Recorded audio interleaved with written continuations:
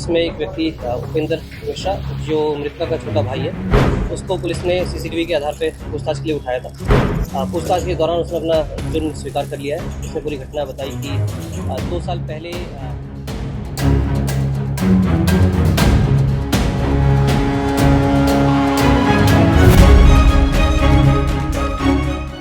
कहते हैं कि भाई बहन का रिश्ता वो रिश्ता होता है जिसका दुनिया में कोई मोल नहीं होता। इस रिश्ते में जहां भाई अपनी बहन की रक्षा करने के लिए अपनी जान तक उस पर न्यौछावर कर देता है और अपनी बहन को खुशियां देने के साथ साथ उसकी लंबी उम्र की कामना भी करता है। ऐसी अनेकों मिसालें देखने को मिल जाती हैं जिसमें भाई अपनी बहन पर आने वाले खतरे को टालते हुए उसकी जिंदगी को महफूज रखता है। लेकिन मेरठ में एक दरिंदे भाई ने भाई बहन के पवित्र रिश्ते का गला घोट दिया। दरअसल ये पूरा मामला थाना ब्रह्मपुरी क्षेत्र का है। 22 तारीख को यहाँ रहने वाला राधेश्याम मिश्रा की पत्नी सुनीता मिश्रा का शव उसके घर में संदिग्ध परिस्थितियों में मिला था। सुनीता मिश्रा की हत्या गोली मारकर की गई थी। घर का साजो सामान बिखरा हुआ था और कमरे के अंदर मौजूद अलमारी का लॉकर भी टूटा पड़ा था। देखने में ऐसा लगा था जैसे किसी लुटेरे ने घर में लूट की वारदात को अंजाम देने के दौरान महिला की हत्या की हो। महिला के हाथ में एक रिवॉल्वर भी थी जो कि महिला के पति का लाइसेंसी रिवॉल्वर था। पुलिस ने मृतका के शव को कब्जे में लेकर पोस्टमार्टम के लिए भेज दिया था और मामले की तफ्तीश में जुटी हुई थी। पुलिस के लिए मामला सूखी घास में सुई ढूंढने जैसा था और पुलिस ने इस मामले के खुलासे के लिए कई पुलिस टीमें लगाई थी।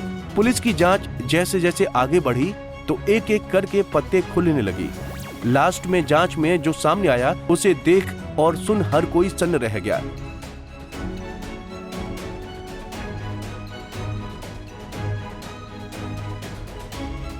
दरअसल इस हत्याकांड को मृतका सुनीता मिश्रा के छोटे भाई उपेंद्र कुमार मिश्रा ने अंजाम दिया था, जो कि एक रिटायर्ड फौजी है। हत्यारा उपेंद्र कुमार मिश्रा पहले फौज में नौकरी किया करता था और उनकी नौकरी छोड़ने के बाद वो बसंत कुंज इलाके में प्राइवेट नौकरी कर रहा था।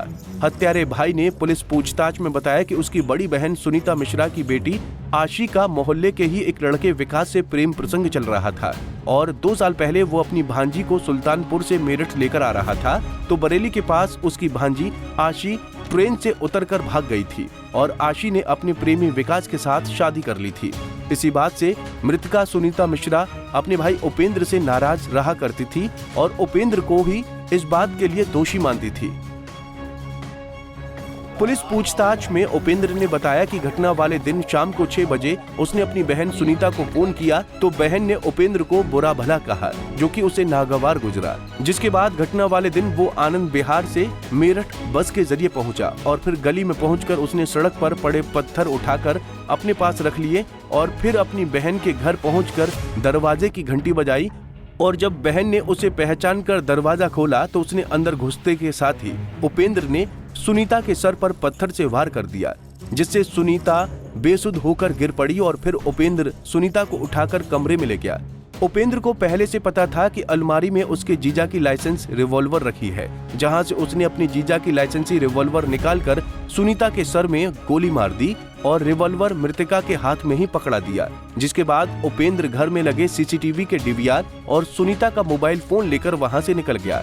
जाते वक्त उपेंद्र अपने जीजा की बुलेट मोटरसाइकिल भी मौके से लेकर फरार हो गया, जो कि थोड़ी दूर चलने पर मोटरसाइकिल बंद हो गई तो वो भी उसे रास्ते में छोड़कर वापस अपने घर पहुंचा। इस दौरान उपेंद्र ने सुनीता के घर से कुछ जेवरात पर भी हाथ साफ कर दिया। वहीं पुलिस ने जब इस मामले की तफ्तीश शुरू की तो इलाके के सीसीटीवी खंगालने शुरू किए, जिसके आधार पर उन्होंने उपेंद्र को पूछताछ के लिए बुलाया और उपेंद्र ने पुलिस पूछताछ में सारी बात उगल डाली। दिनांक 21 और 22 तारीख की रात्रि में थाना ब्रह्मपुरी के इंदिरा नगर क्षेत्र में राधेश्याम नाम के व्यक्ति रहते हैं। उनकी पत्नी सुनीता मिश्रा की घर में घुसकर किसी ने हत्या कर दी थी। इस घटना का खुलासा करने के लिए इसमें पुलिस ने करीब 2 टीमें एसओजी की और थाना ब्रह्मपुरी की टीम लगाई गई थी। इस घटना का पुलिस द्वारा सफल अनावरण कर लिया गया है। इसमें एक व्यक्ति उपेंद्र मिश्रा जो मृतका का छोटा भाई है, उसको पुलिस ने सीसीटीवी के आधार पर पूछताछ के लिए उठाया था। पूछताछ के दौरान उसने अपना जुर्म स्वीकार कर लिया है। उसने पूरी घटना बताई कि 2 साल पहले मेरठ से पंजाब केसरी टीवी के लिए आदिल रहमान की रिपोर्ट। हमसे जुड़े रहने के लिए हमारे YouTube चैनल को सब्सक्राइब करें और नई वीडियो की नोटिफिकेशन के लिए बेल आइकॉन को दबाएं।